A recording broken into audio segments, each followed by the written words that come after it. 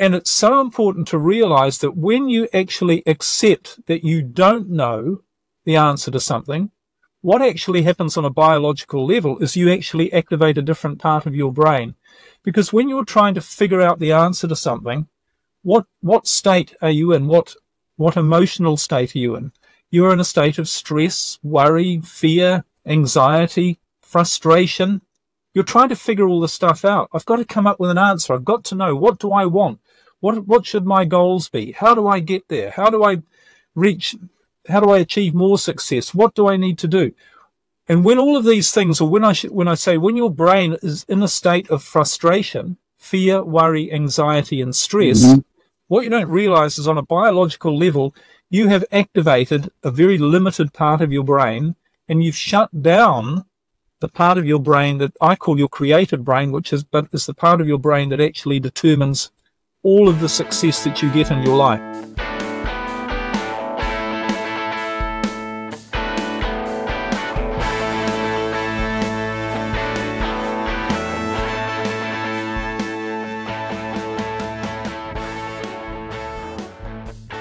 Hiya! Hello all, and welcome to another episode of Transform Your Future with me, Eddie Isin, where I sit down with entrepreneurs, thought leaders, and high achievers as they identify areas I can improve on and guide me to further my self-improvement practice. For more information and insights, join the newsletter at transformyourfuture.com, where I write about reinvention, personal growth, and identity. We want to hear from you.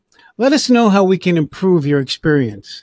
Please reach out to me through the website, your podcast app, comments, or just text me directly at 813-722-1417.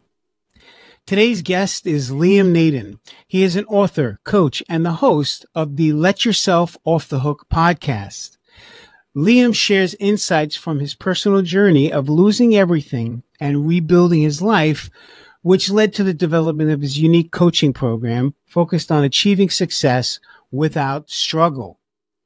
I was interested in talking with Liam because of his millionaire to homeless story, but also because of his four-part brain model and brain rebalancing method, which are based on scientific research and his own experiences.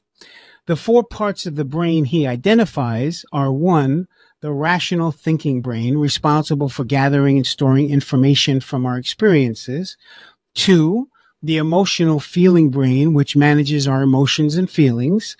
3, the survival brain, which handles our basic survival functions and the fight or flight response. And 4, the creative brain, that central part of the brain responsible for creativity, intuition, problem solving, and achieving peak performance. Now, Liam emphasizes the importance of eliminating fear, stress, and worry, which activate the survival brain and shut down the creative brain. By learning to manage these negative emotions, individuals can access their creative brain, leading to greater success and life fulfillment.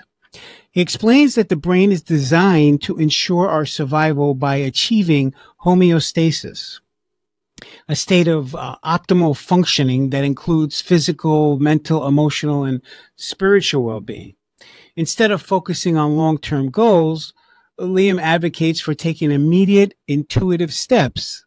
He believes that the brain will naturally guide individuals towards their best life when they trust and follow their creative impulses. We spoke at length also about failures and setbacks, which Liam reframes as opportunities for growth. He encourages viewing difficult experiences as essential parts of the journey towards becoming the best version of ourselves. His process of realigning brain functions, letting go of unnecessary struggles, and allowing our natural abilities to lead us to success was inspiring and a fresh perspective on self-improvement. Enjoy the listen. Okay. So, Liam, where would you like to begin? I've got a lot of questions I want to ask you. I'm very interested in your program. Why don't you just start me off there and we'll dive right in. Well, I guess the place to start is probably the question everybody has on their mind pretty well all of the time, which is, how do I get better results in my life? And there's a side question to that. What's going on? Why am I getting the results that I'm getting in my life? Good and bad. Why does good stuff happen? Why does bad stuff happen? Is it because of all the effort I put in? Is it because I'm setting goals? Is it because maybe it's because of some luck or coincidence that I'm where I am? So all of these questions, these have been my burning passion to find the answers to. And the interesting thing is, I only really found out the answers to these by accident through a catastrophe that happened in my life. Because I was always the sort of person studying success, going to seminars, workshops, having all my goals, working tremendously hard. I set up my own businesses and, you know, I was incredibly driven and motivated, and I'd really do everything I could to be more and more successful. But in my mid-40s, something happened that was never on a goals list, should never have happened to this expert on success that I was, and that was I lost everything. Went from millionaire to homeless virtually overnight. So I had to learn that lesson to figure out the answer to what really creates the results in my life. And that's what I share with people now, is by understanding that it's not what you think it is. You know, we've all been led down this path about the control we have over our life, but none of it's true. When you when you really think about it, you have to accept that there's something else going on. So this something else that's going on, that's what we need to figure out, because that's what's really creating the results in our life. Yes, absolutely. And it's always through those challenges, right? It's always through those when you think it's the end of the world and everything's terrible and I can't believe this is happening to me again or whatever, you know, that's when you end up finding the breakthrough. It always comes through that adversity. Yeah, well, it very often does. But what I've learnt about the brain in particular and about how we're designed is it doesn't have to be that way.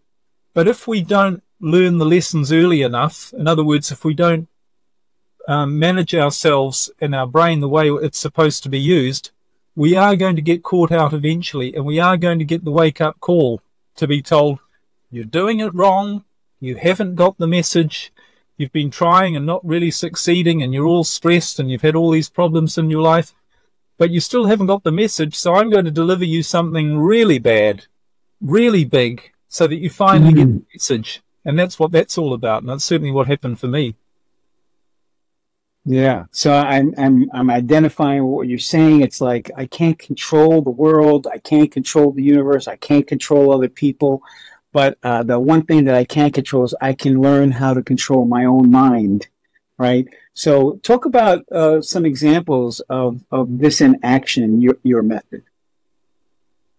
Well, what it really comes down to, I suppose, one of the biggest examples was from my own life, because as I say, I went from being a multi-millionaire and having all of the, you know, success in life, if you like, multiple businesses, multiple homes, had a lifestyle that many people would say was really good and enviable, if you like.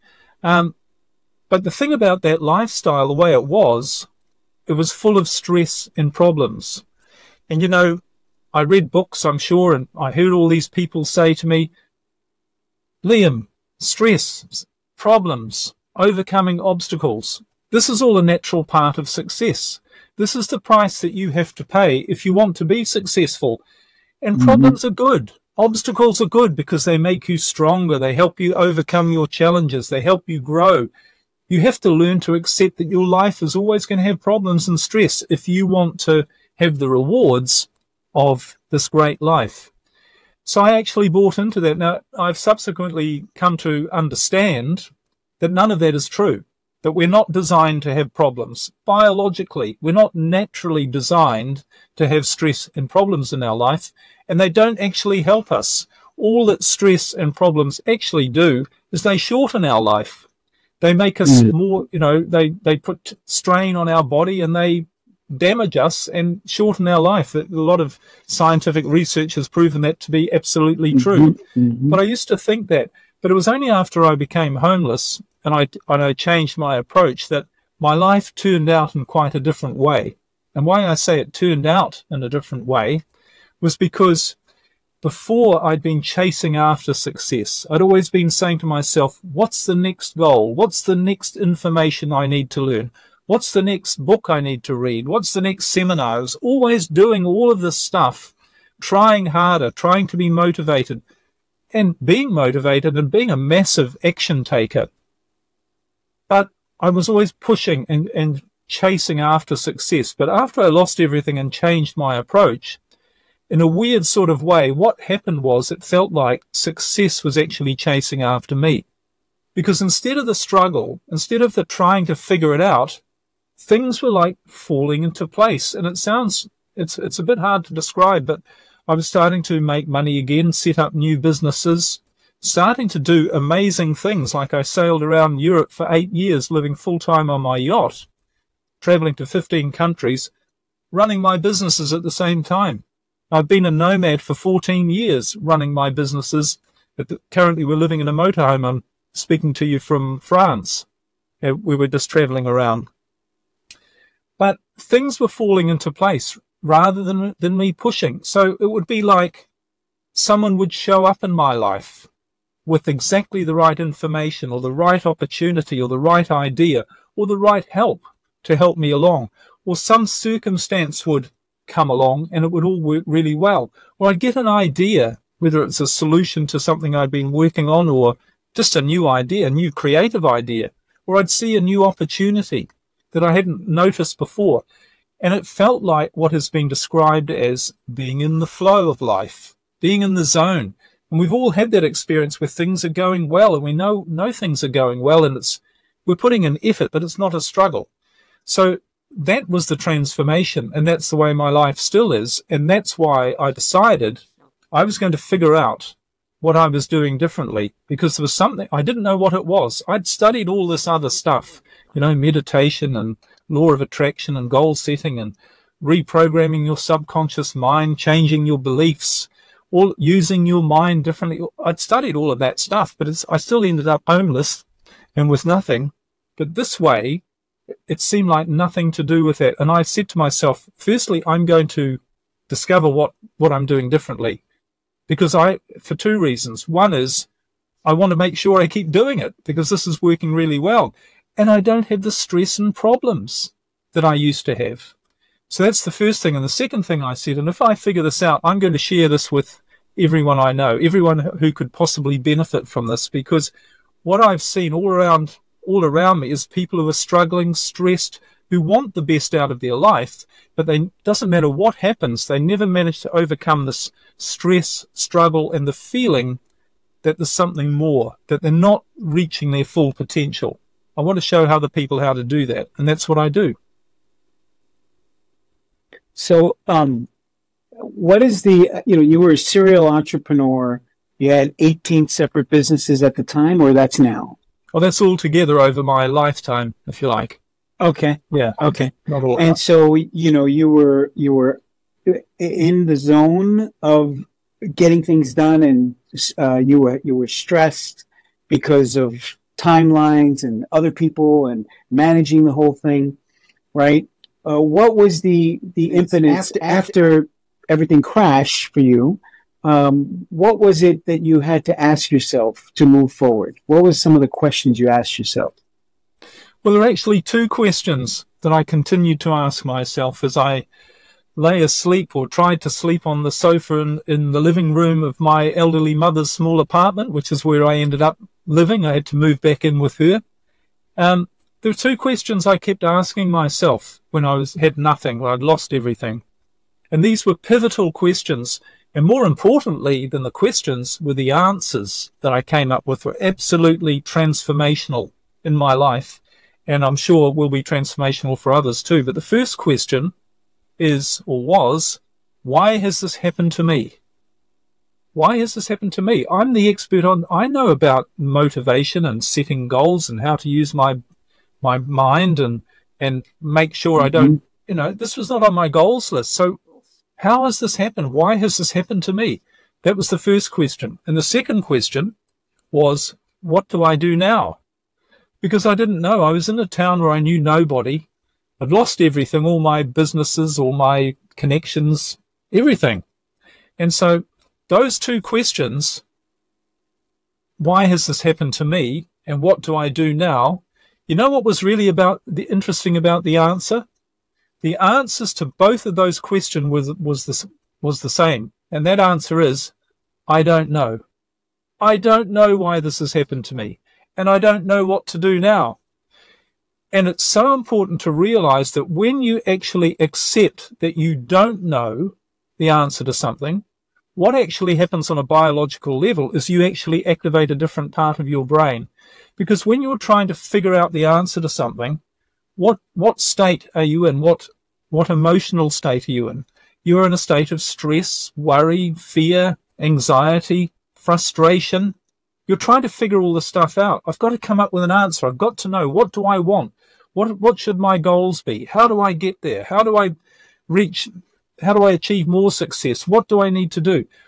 And when all of these things, or when I say when your brain is in a state of frustration, fear, worry, anxiety, and stress, what you don't realize is on a biological level, you have activated a very limited part of your brain, and you've shut down the part of your brain that I call your creative brain, which is the part of your brain that actually determines all of the success that you get in your life.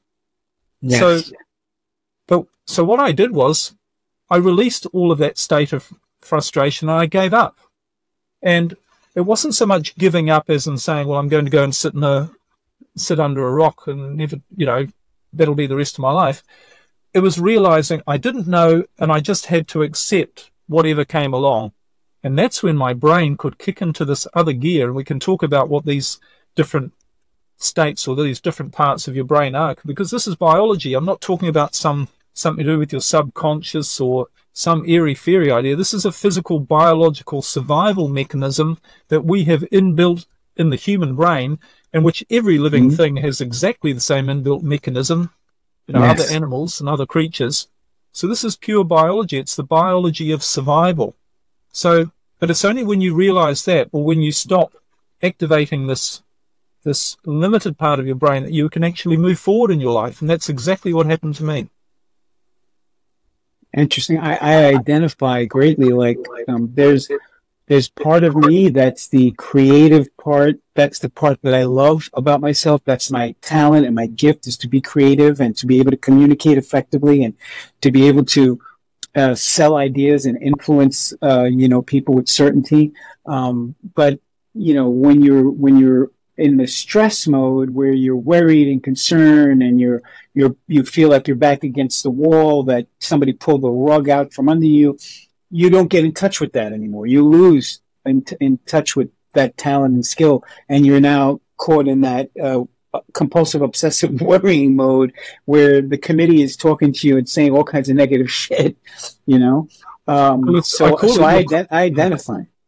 I call it your creative brain, but it's a lot more than your creativity. We can talk about what it is. It's a lot more than being creative versus not being creative. That's not really what I'm, to clarify, we'll talk about more about that, what this creative brain actually is. It's fun because people say, I can't be creative and, or I'm not creative. You're creative in different ways. We're not just talking about this inspirational thing. There's a lot more to it, but we can get into that. Yeah. So creative problem solving, those types of ideas, right? Would it be useful to talk about the 4 parts of the brain and get a bit of clarity on how we actually operate? Yes. Well, here's the funny thing about who we are and how life works. And when you think about it, we're all barreling along trying to think we are in control of our life, or we're making the best of our life. But what control do we have over nature when you really think about it? There are laws of nature that override absolutely everything. So, for instance, the law of gravity. You can stand on a 10-story building and say you can pray, you can be motivated, you can read every book on changing your beliefs and changing your subconscious mind, and convince yourself that when you walk off that building, you're going to fly up in the air. But it doesn't matter what you do, it doesn't matter how much effort you put in, it's not going to happen. The law of gravity is going to take over.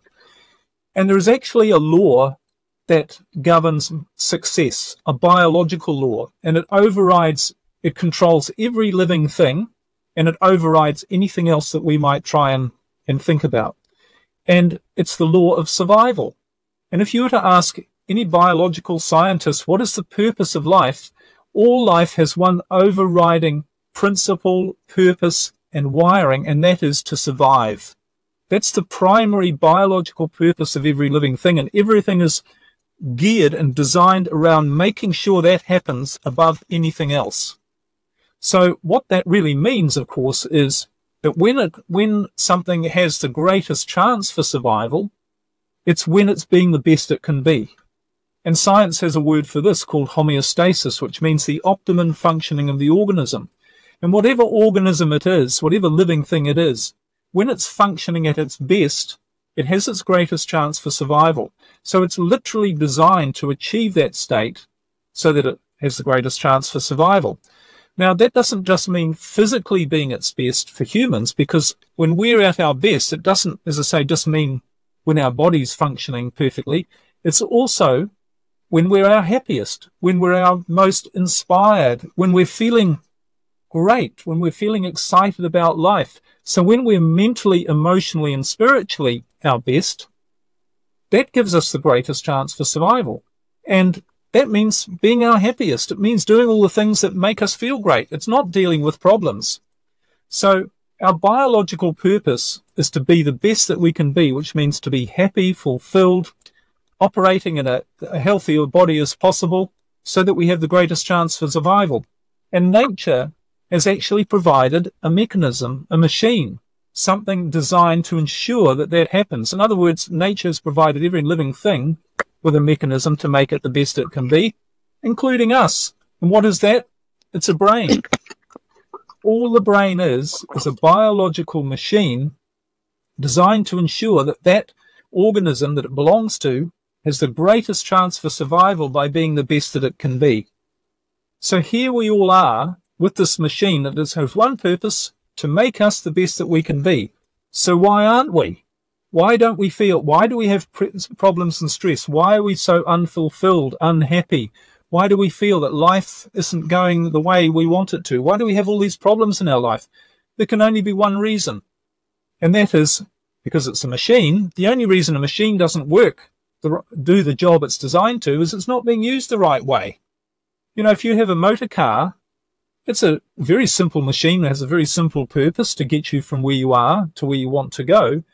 But if you're not going to drive it right, it's not going to do it. You know, if you've got your foot on the accelerator and the handbrake at the same time, you've put the wrong fuel in and you haven't turned the engine on because you don't know that that's what you're supposed to do to get it to work right. It doesn't matter how motivated you are. I mean, you could get out from behind the car and try and push it along. It's still not going to make any difference. All you're going to do is get frustrated, tired, and exhausted. And you probably blame yourself and say, well, I'm not strong enough. I'm not motivated enough. I'm not determined enough. I don't believe.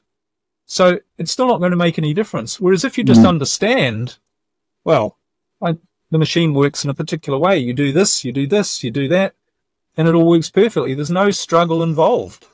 That's how your brain works. So it's really crucial to realize this, because most of us are out there trying to force things to happen. We're trying to go against. It's a bit like saying, I'm going to try and stop breathing. Now, we know how successful we're going to be on that. I'm going to try and stop my heart beating. It's a pointless exercise. It doesn't do you any good. And it's the same with your brain. If you don't use it the right way, which purely comes from understanding or not understanding, you're just not going to get the right results. It's as simple as that. Yeah. I think that, you know, one of my sayings that I tell people when I'm coaching them, working with them, is that I believe that anything is possible, that you can achieve anything that you like, regardless of your age, regardless of your circumstances, as long as it's within the laws of gravity and physics, right? You're not going to suddenly be 7 feet tall and be able to join the NBA. It's not going to magically happen. You're not going to float tomorrow. You're not going to just wake up and float out of the bed. You have to step on the ground. So it's interesting that you brought that up. Well, here's another way of looking at the same thing. Yeah, please. I'm sorry to interrupt you. Instead of saying you can achieve anything that you want, how about playing with the concept that you don't know what you want?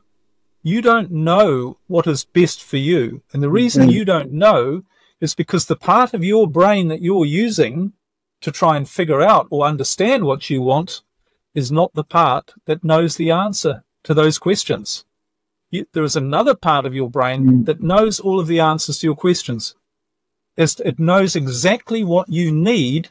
It knows exactly what you need to be the best that you can be, have the best life possible, be the happiest that you can, which is what you really want. It knows all of that. But here's the thing. It doesn't need to tell you. It doesn't need to show you. But you will find out if you allow it to do its job. Because how many of us have ended up in a place, and I've worked with many people in this situation, they try and figure out what they want, and they say, yes, I really want this. And they end up somewhere completely different in their life. And they contact me later and say, Liam, you won't believe what I'm doing. I would never have dreamt that I would be doing this, and I would never have dreamt how amazing my life is. I would never have dreamt that I'd be sailing around the world visiting 15 countries on my own yacht for 8 years. If someone had told me that's what I was going to be doing, I would have said they were crazy.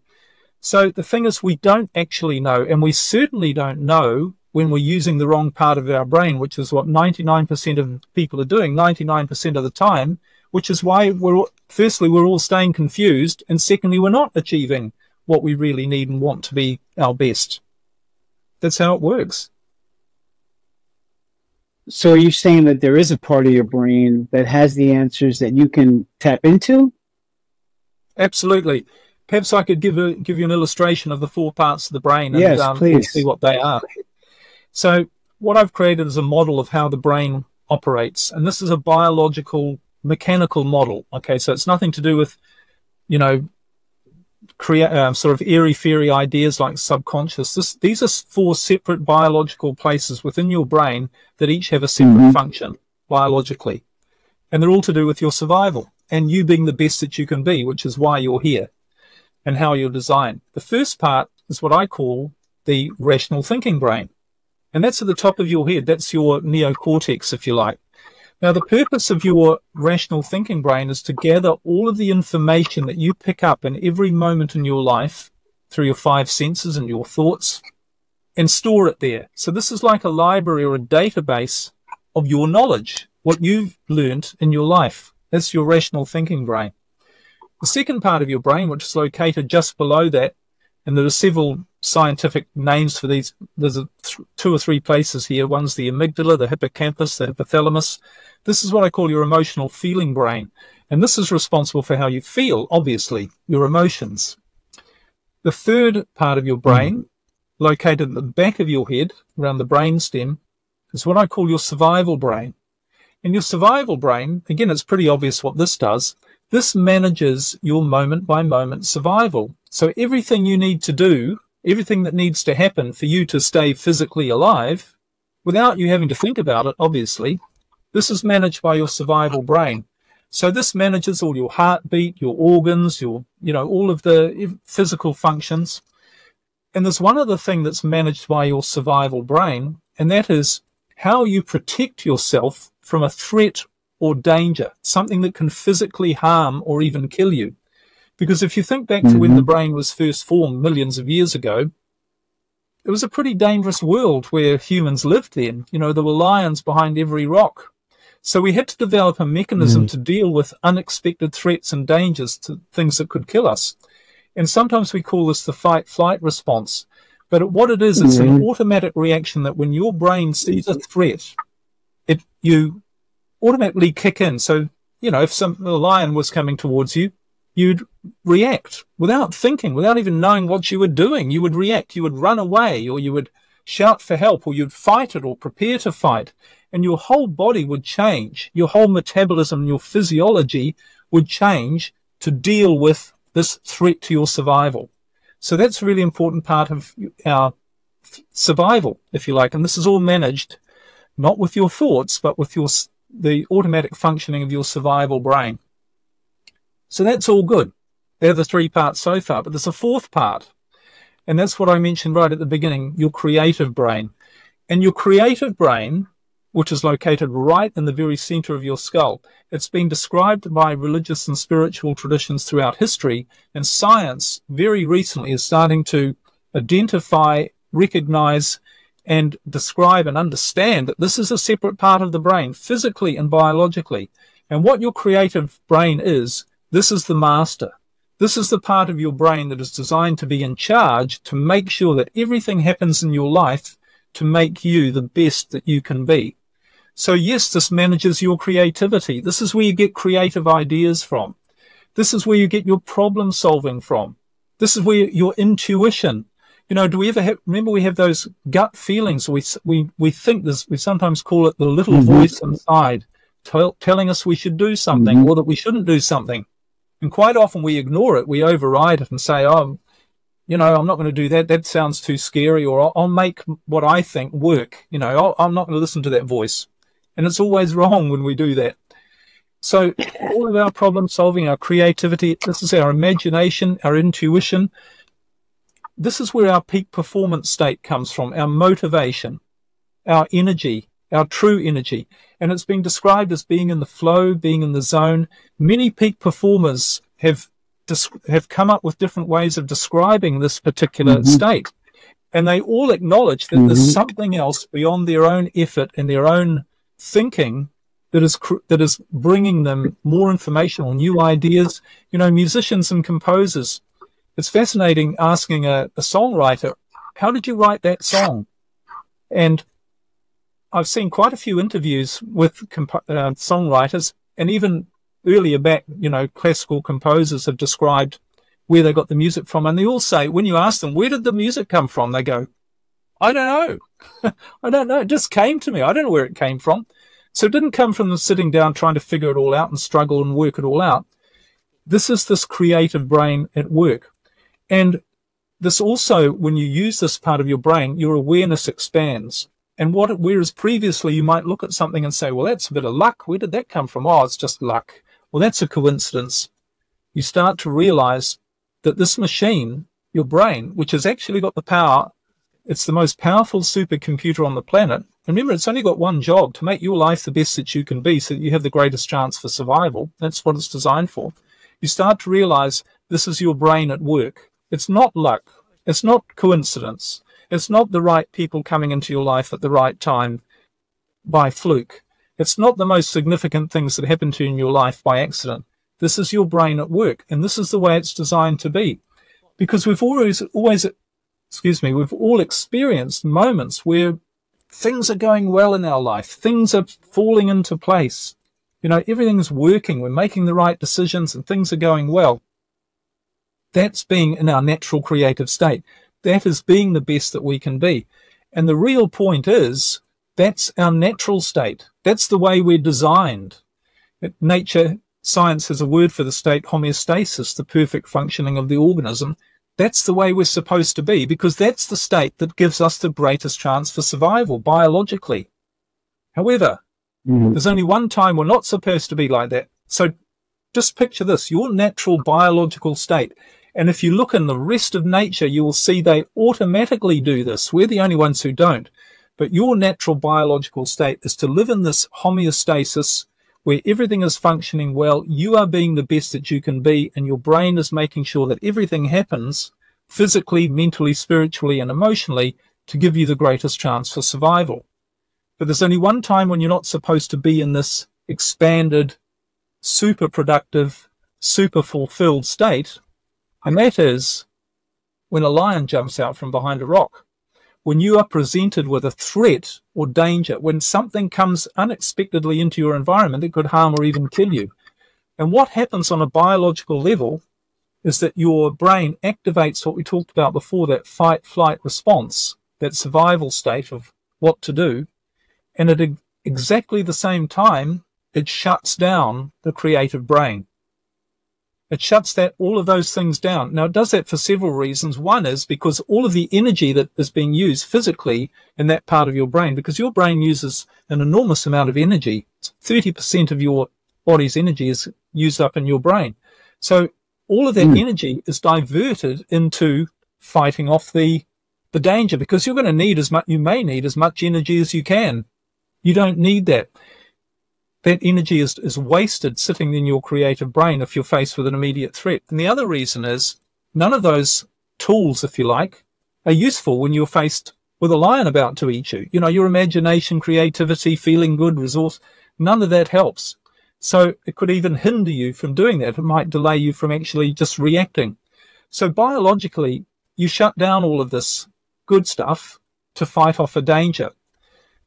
So that's all good. But two questions or two important things to realize is, firstly, what determines whether you are using this natural, creative, expanded, being in the flow state versus your reaction to a danger? How does your brain know the difference? And what should you do about it? Your brain, the way it signals to you is, or the way it activates either of those states is through your emotions. So literally what happens is when you feel good, when you feel loving, creative, imaginative, excited, you have good feelings, you have good chemicals in your brain and your body, and you're activating your creative brain, and all of those good resources are open to you. But when you feel fear, stress, worry, and anxiety, that's literally a biological signal from your brain to shut down your creative brain and activate your survival state. So what's the problem here? And I hope I'm explaining this. The problem is, most of us, we're in this state of stress, fear, worry, anxiety, and we're trying to figure out what to do with our life. We're not faced with a lion about to eat us. We're worried about our future. We're stressed about our problems. We see all these problems in our life and all these problems in our world, and we're confused, and we're trying to figure it out. And we say, I don't know what I want. What should my goals be? What should I do? What information do I need to learn? Where can I get some more information? What can I do to make something happen? And we're stuck in a brain state where none of the resources, none of the answers are there. That's not what it's designed for. It's only designed to fight off a danger. All of the answers are in your creative brain. So, but we can't access those. This is why when we're stuck with a problem, we can't solve it. Often someone else has to come along to us and say, you know, this is the answer to your problem. You go, well, I can't see it. It doesn't look right to me. And you can't see it because your brain won't show it to you. It can't show you the real answer. So we have to learn a way to realize, that this fear, anxiety, stress, worry, frustration, all we're doing when we're feeling that state, all that's happening is our brain is telling us there's something in your environment that's a threat to your survival. Now, of course, there isn't, but that's what your brain's saying. And it's switching on your survival brain and it's shutting off your creative brain. So we need to find a way to stop activating this fear mechanism so that we can allow our creative brain to work. And ultimately, when you do that, that's the only game in town. That's the only thing you need to do. And your creative brain will do the rest. It will make sure you come up with the right goals, you do the right things, you avoid problems, you meet the right people, you come up with the right information, you seek out the right information. It's going to make sure all of that happens. You choose, you make the choices in the right way because of that. It's more than a choice, because unfortunately, we're not even aware of why we're activating this fear, stress, and worry state. Because, you know, people say to me, well, Liam, it's all very well for you. Are you saying all I need to do to solve my problems is to stop worrying about them and stop getting stressed? But that's why I'm trying to solve my problems. It's because they are making me stressed. They are making me worried. I can't just switch that off. Well, the truth is you can, and you must, because you'll never solve your problems. You'll only ever stay stuck until you learn how to switch off this fear mechanism. And this is what I teach, is people primarily how to do that. You know, one way of explaining it is if someone, well, there's a couple of points here. But the first way is to explain that if I was to come to you and say, I want you to drink this glass of liquid. And you said, well, what is it? And I said, well, it's hydrochloric acid. And you said, what are you talking about? I understand what putting hydrochloric acid into my body is going to do to me. It's going to harm me. It's probably going to kill me. It's going to create all sorts of problems in my life. And I said to you, no, don't worry about it. If you believe, if you have faith, it won't harm you. In fact, it could even be good for you if you believe strongly enough. It could make you stronger. It could make you better. And you say, look, I'm sorry, you don't seem to understand. Are you dumb or something? But you don't understand. No, it won't. I know that physically, it doesn't matter what you say or what you want to believe. Physically, it's going to damage me. And then I'd try the stick. That was the carrot. Then I'd try the stick and say, if you don't drink this, no one else is ever going to talk to you again for the rest of your life. You're going to lose everything. People will come and take everything you own, leave you homeless. All of your family and friends will disown you, and they'll never want to talk to you. And some of your family are even going to kill themselves unless you drink this hydrochloric acid. And you're still going to say, it doesn't matter what the justification. It doesn't matter what are the price I have to pay. I will lose everything. Doesn't matter, because I know that the second I drink that, doesn't matter what else happens, I'm going to be harmed or even killed. I'm going to die. That's what fear does. You have to get to the stage of understanding why, realizing doesn't matter the justification, doesn't matter the problems in your life, doesn't matter the problems in the world. If you allow them to activate your survival brain through fear, frustration, worry, anger, bitterness, if you allow that, you're shutting down your creative brain, so you're always going to stay stuck. And, you know, funnily enough, as I was researching all the science behind this and realizing this is pure biology, it's like the gravity. We can want it to be different, or we think it should be different, but this is the way it works. And I thought I've heard this somewhere before. Where have I heard this? This thing about fear not being, or fear is something you should avoid. I thought, that's funny. There's a book called the Bible. And the Bible says 365 times, someone counted, 3 words: be not afraid. Be not afraid. Now, it's not saying be not afraid as try not to be afraid and try not to worry. And all. It's an instruction. This is a biological instruction, because it's telling you that when you feel fear and all of the associated emotions like worry, stress, anxiety, which are all based on fear, if you feel fear, you're activating the wrong part of your brain. And the God-given part of your brain, which is trying to make your life, give you the best life possible, you don't have access to those resources. It's all shut down. This is why it's making such a thing about be not afraid. And it also says, do not worry about tomorrow. Tomorrow will take care of itself, which isn't about setting goals, interestingly, is it? But anyway, and it also says, do not worry about what you shall eat, drink, and wear, because it will all be provided for you, just like it is in the rest of nature. So you don't have to go and struggle and find it. It's literally, it doesn't say, you know, do not worry about what you shall eat, drink, and wear, but, you know, you'll have to, when you go out and work hard for it, then you'll get it. It doesn't say that. It will be provided for you. And that's what this creative part of your brain will do for you if you activate it. It's going to bring you all the good stuff. And most importantly, it's going to get you doing what you want to be doing and really are supposed to be doing to make you the best version of yourself, which is what you're here for. Yeah. And, you know, I started on this journey because I met some people who were doing some things that I thought I couldn't do, that was impossible for me to achieve. And because they can do it, I started to believe that I can do it.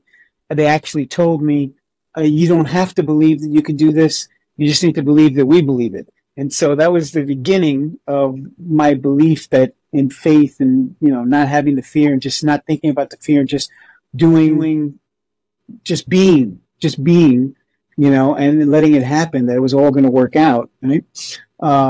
That was the foundation of my first big reinvention and change in my life.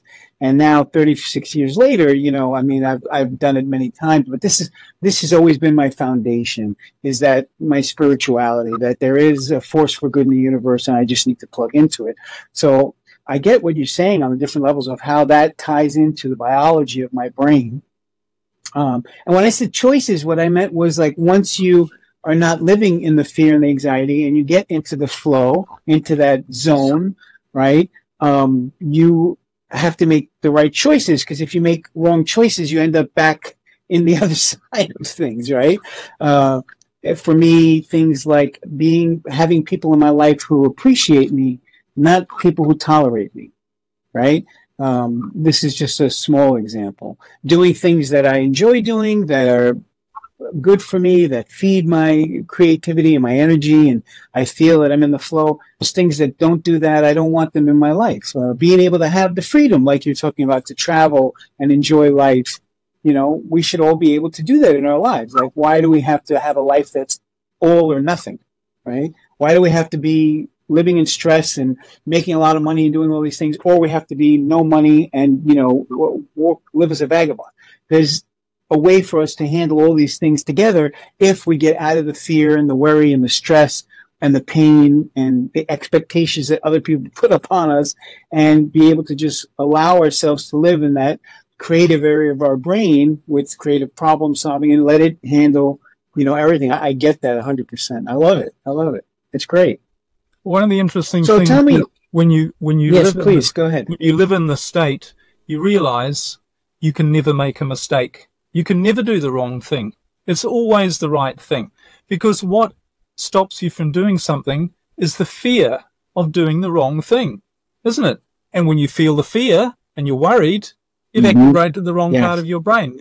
But when you have no fear and no worry, you know that you are going to make the right choice.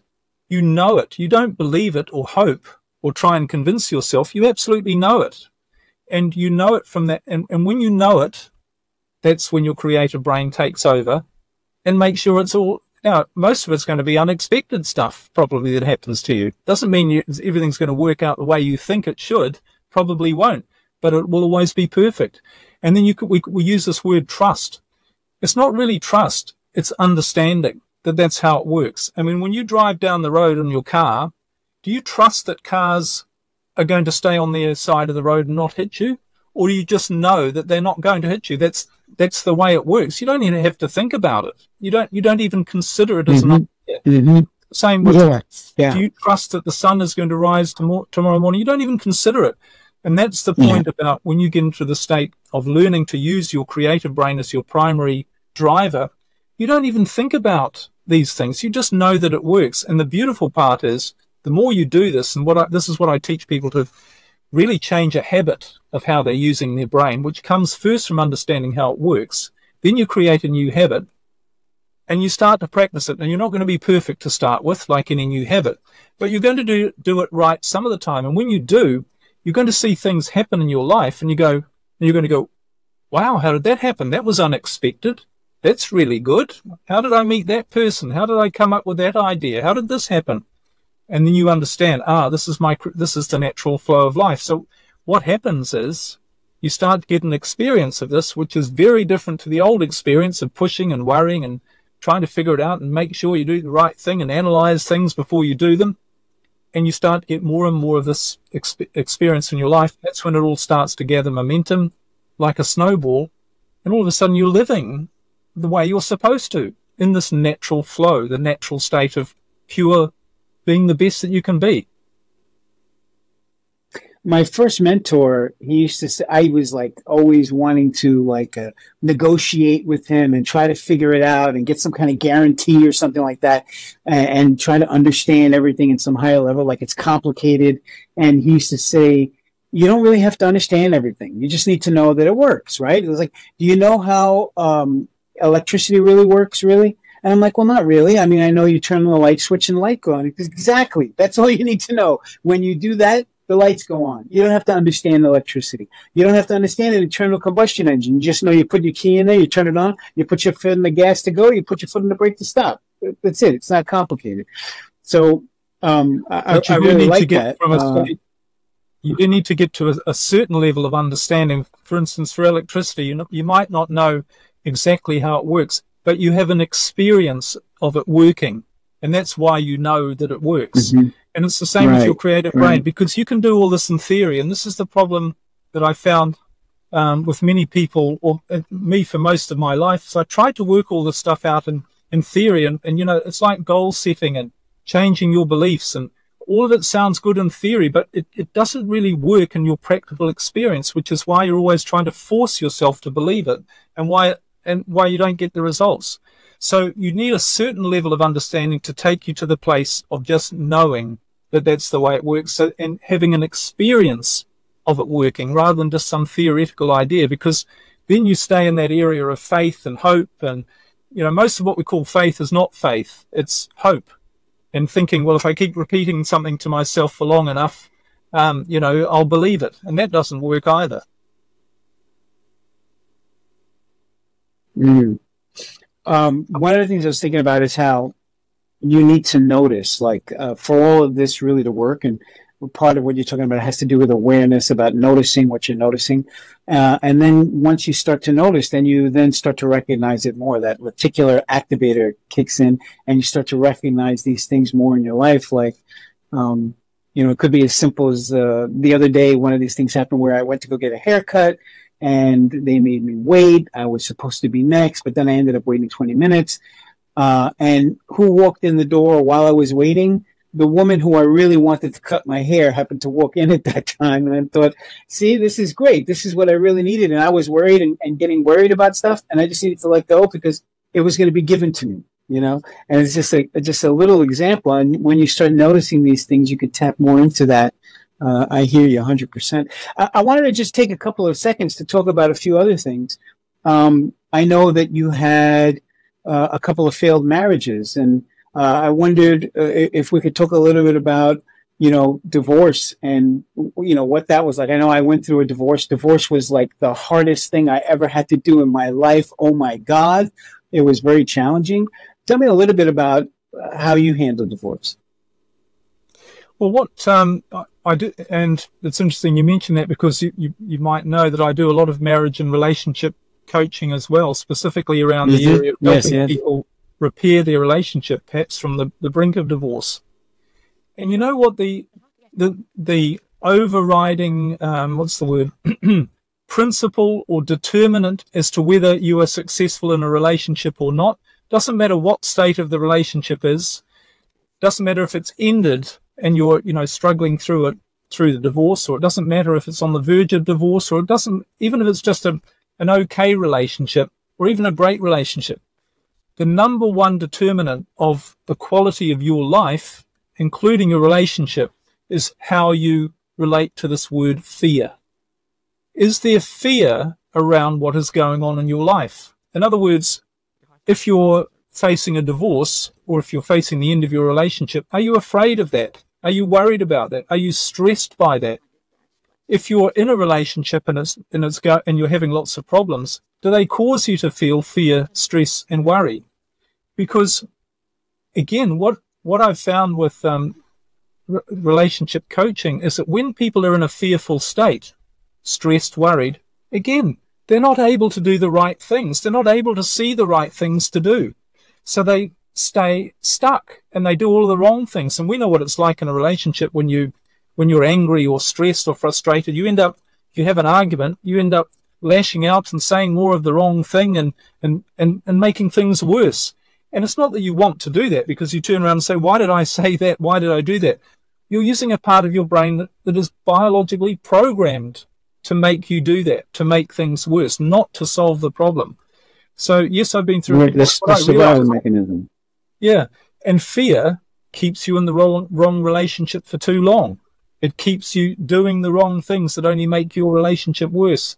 So if you really want a great relationship, I've actually written a couple of books on this. And if anyone would like a free copy of my book, The 9 Habits of Great Relationships, just drop me a line through my website, liamnaden.com, and I'll email you a free copy, because there are 9 habits of great relationships that all great relationships have and that every other relationship doesn't have.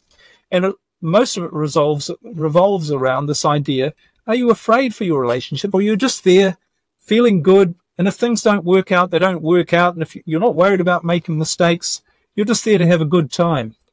Now, you might think, well, that's unrealistic. But isn't that what you did early on in a relationship? Isn't that what you did when you first got together? You weren't afraid. You were just having a good time. Mm-hmm. You didn't have all this expectation and worry and stress and thinking things were going to go wrong, and, you'd end up alone and lonely and all those things. You didn't have fear. And you didn't have it because you weren't activating that biological limited part. You were operating from your creative brain, where everything was great, everything was wonderful. So I really encourage people, wherever they are in their relationship, to say, is there a fear here? Am I afraid about what might happen if this relationship does or doesn't work? Or am I afraid what might happen to me having gone through a divorce? Am I worried about the future? And deal with that and say, that's the hydrochloric acid. I've got to find a way to get rid of it. And I teach several ways to get rid of fear, because as I said earlier, people say they can't get rid of fear. Yes, you can. And yes, you must. If you want your life to move forward, and there's definite ways you can, that's what you need to focus on, is saying, which part of my brain am I activating? Am I activating the one that's going to help me move forward with my life, or the one that's keeping me stuck? That's what it comes down to. So I want to ask you a couple of questions, and then if you could just try to keep your answers like brief, that would be really cool. Only because I want to use this for your social media and my social media. So if somebody right now is listening to this and they're either going through a divorce, or they're going to start a divorce, or they're, divorce is prevalent in their lives, what would you tell them from your experiences? I would say, try not to be afraid. Try and figure out why you're afraid, and to realize you've got this amazing brain that is going to make sure your life turns out for the best. Now, it might be something that you can't see. It probably will be. Maybe you're not designed to be in this relationship because there's a much better one coming along for you. But there is something much better coming along, and all you need to do is learn to trust this part of your brain. It's biologically designed to make you all the good stuff happen. I went through 2 divorces. I lost everything separately. All of those things were pretty traumatic, but they turned out to be the best things that ever happened to me. They taught me about relationships. I've helped so many people improve their relationship. They taught me about the brain. It's enabled me to help so many people as well. So you don't know what gift you are being given. You just need to let go of the fear, realize that you're going to go through some tough times, but your brain has got your back. You will be fine, and your life will turn out better than you can ever possibly imagine. Yeah, and we've talked a lot about fear. I think also there's another part of that I'm sure you'll connect it to that, and that is the beating yourself up, the thinking you're not good enough. I can't believe this happened. How did I let this happen? And being it like it's your fault and you're guilty or whatever. Yes, but where does all that come from? Why do you beat yourself up? Because you're afraid of the consequences. You're afraid that you're going to look back and criticize yourself and say, if only I'd tried harder, I was a failure, I gave up. Or you're going to think other people are going to criticize you. So it's a fear. Every negative emotion has its root in fear. So if you're beating yourself up and saying things like that, say, well, what am I afraid of? And realize you don't need to be afraid of any of those things. The only failure in life is not moving on when you should do, is trying to hang on to something that's wrong and trying to force things. True success is allowing the power of your brain to guide you in the right direction and take the right action. And often those right actions, they're not the easy ones, but they're when they're the right ones, when you're using this part of your brain, and right, I've just got to do this. I've just got to take that next step. And I'm not going to worry about what people might think, or whether I'm going to look back on my life and say, oh, I have all of these regrets. You're not going to have any regrets. You're going to have an amazing life. It's just waiting around the corner once you get past all this fear stuff, which is only holding you back. Yeah. I built a couple of seven-figure businesses and cashed out twice. The last time I didn't work for 7-8 years and traveled the world and found love and romance and happiness. But, I was just thinking that in these failures that people have, people feel like right now, I'm sorry, let me just back up a second. I lost several $1 million in my process of doing things. And, people would say, oh my God, you lost, $1 million, $2 million. Oh my God, that's terrible. I'm like, why? Like, you actually haven't done anything in life if you haven't lost a couple of million. If you really want to be successful, that's part of the process. That's how you get there, right? This was my attitude. And so, when you went through that process and you became living on your mother's couch, what kind of things were going through your mind that you talked to yourself to to encourage. This is in process of trying to just encourage other people who right now, they have had some failures. They have tried some things. I was talking with a woman the other day who's like afraid to move forward because she's tried different things and failed, or she got involved in stuff and then never did anything afterwards, right? And so what kind of encouragement would you give those people? Well, everything that happens to you, and you know, you've really highlighted two things. One is somebody who uses failure to hold them back, and another who uses failure to propel them forward. And the only difference is the way your brain, the meaning your brain gives to what has happened. Because you say you lost, you know, millions of dollars. What happened on a biological level? Before that, you were stressed and worried and afraid about making money, and you had to, you know, make more money because you really wanted to, and it caused you stress and pressure. And your brain had this belief, which was, if you don't make more money, and I know this because this is the belief I had, if you don't make more money, this is a threat to your survival unless you keep making more money. Somehow in your brain, through your experience from childhood or wherever, your brain has associated not making more money with a threat to your survival. And that's what causes you to feel fear and stress. Your brain is telling you, if you're not making more money, you are in danger of dying or being severely harmed. But when you actually go through the process, when you lost all the millions of dollars, your brain created a new set of experiences, and it realized it was nothing to be afraid of. It wasn't a threat to your survival. It's like when I ended up on my mother's couch. I was always afraid of two things. One, not being loved, and two, not having enough, losing everything. As a result, what happened?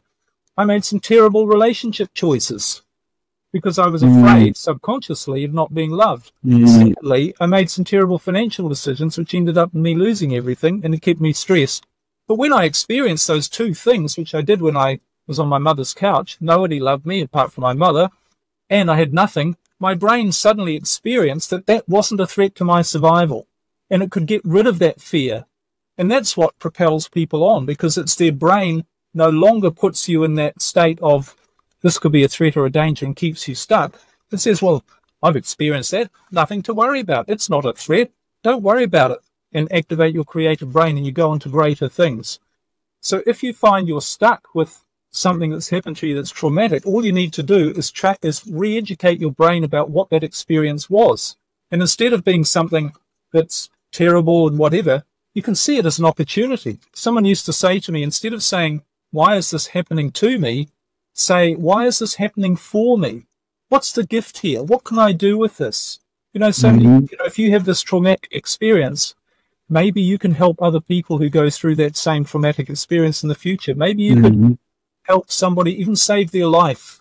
Imagine being in the situation where someone reads your story and they say, you inspired me. If it wasn't for you and you went through what I'm going through and you understand and you've really helped me, you've saved my life. That could be your gift to the world. That could be the reason you experience those things. And once you start to open yourself to those possibilities, your creative brain starts to work. You no longer stay stuck. And then the opportunities come, the good things happen, and you see things in the perspective of what they are, which is everything's perfect. It was designed for a purpose to make you better, the best that you can be. It's all good. The other thing that I identify with you very much, Liam, is building the life that you want to live, right? Being able to structure your life in such a way that your routine, your daily routine, it supports the lifestyle that you want to live. And this is something that is very dear and near to my heart, and I keep structuring my life to do those things. For example, like you're traveling right now in a motorhome going through Europe, and you're in France right now. That's the lifestyle that you want to live, to be able to be free from location, to travel, enjoy life, right? And so you structured your whole life to do that. Talking about that to other people, when you talk to other people and tell them that they could do something like that, you know, people find it very difficult. How could I do that? How could I live that life that I'm going to enjoy? What would you say to those people? Well, that's another very long topic, but essentially what you need to realize, if you are designed to be the best that you can be, what does that mean? In every cell of your body, you have something called DNA. DNA is a blueprint for who you are. It contains 250 million pieces of information, which is an absolute blueprint for you being the best that you can be. And the point is several things. One is you don't know what those 250 million pieces of information are, but your creative brain does. And your creative brain's purpose is to express that package of 250 million pieces of you in the best way possible, to give that the greatest chance for survival, because that's essentially what survives beyond you is your DNA on a biological level. So if you don't know what is best for you, but there's something else that does, you can never know what's best for you. Well, what do you have to do? You just have to allow that part of your brain to do its job. So you say I structured and worked it out. I haven't worked anything out. All I do is take the next step, because my creative brain, and this is another function of how your biology works, it's the law of biological efficiency. Your biology and all of nature is designed to give you the maximum output with the minimum expenditure of energy, because you don't know when you're not going to eat for a week. Your body is constantly trying to preserve your energy. So one of the ways it does that, one of the ways it gets you to be the best that you can be, is it doesn't show you anything more than the very next thing that you need to do. It's not going to show you the goal 20 steps down. It's not going to show you, you're going to be sailing on a yacht around the world or whatever. It's not going to be showing you what your ideal life, what your expression of the 250 million pieces is. It's not going to show you any of that. It's just going to show you the next step. Because if it showed you what your ideal life was and the 20 steps to get there, what are you going to do? You're going to sit down and you go, I don't know if I want that.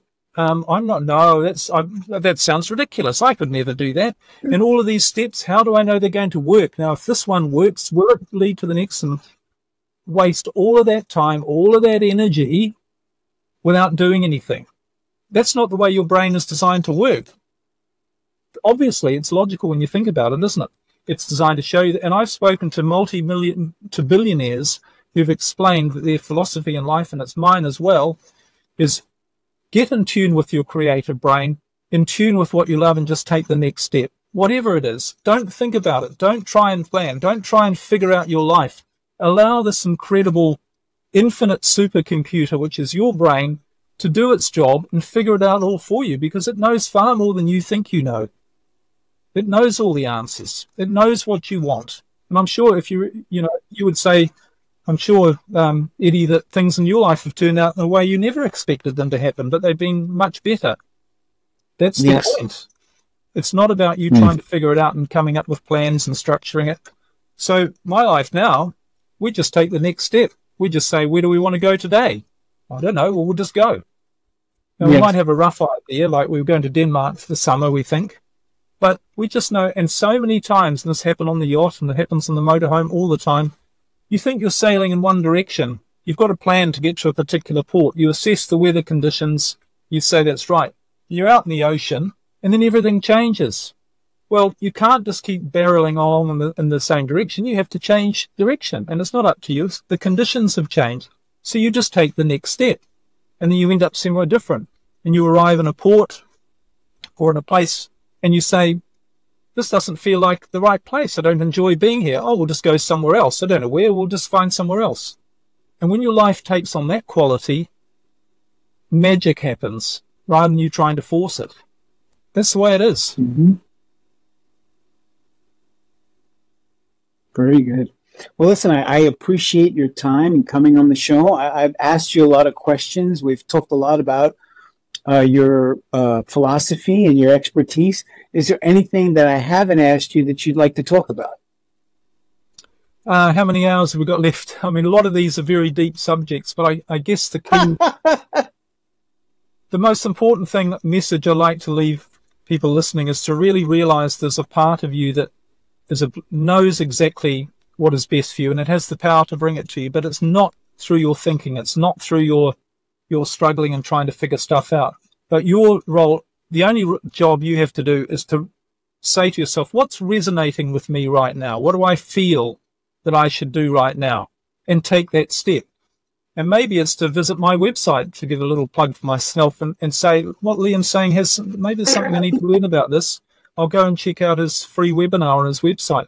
But whatever it is, don't have some great grand plan, and for goodness sake, don't worry or don't realize that if you're worried about it, it comes from a fear place, and that's not going to work. Just don't worry about it. Just do it and trust and see what shows up. And if you learn to live your life that way, which is nothing more than a different habit to what we've all been taught, then the magic shows up and you start to realize that, yes, we are meant to be biologically successful. And there's a part of us that's designed to handle all of that without us getting all stressed and worried. And we can do what Confucius said, who said, life is very simple, but we just insist on making it complicated. For more information and monthly topics of interest, please go to transformyourfuture.com and join our newsletter.